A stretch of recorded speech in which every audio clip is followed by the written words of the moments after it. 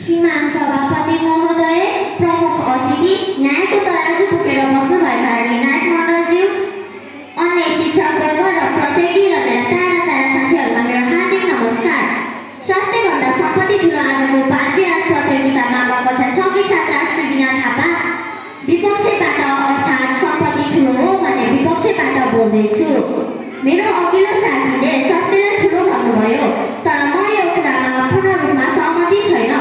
मेरो विचारमा सम्पत्तिको भूमिका अझ ठुलो छ।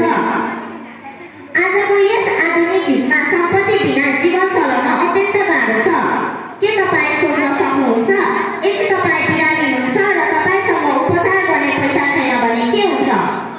अस्पताल जान, औषधि किन्न, आराम गर्न, राम्रो खाना खान, यी सबै कुराका लागि पैसा नै चाहिन्छ।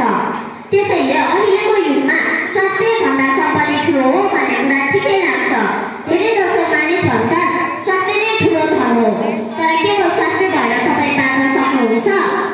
के तपाईँ घर बिना, राम्रो लुगा बिना, राम्रो खाना बिना पनि केवल खुसी हुँदै पैसा छैन भन्ने पानी पिएर ठिक हुन सक्नुहुन्छ?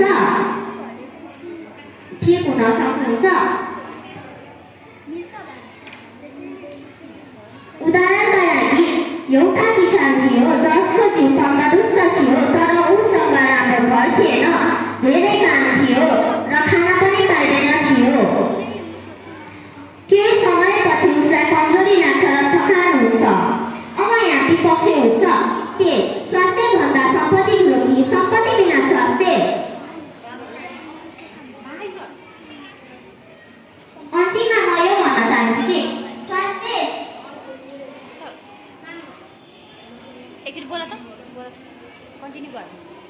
अन्तिममा म यो भन्न चाहन्छु कि स्वास्थ्य जीवनको आधार हो, तर त्यो आधारलाई बनाइराख्न सम्पत्तिको आवश्यक पर्दछ।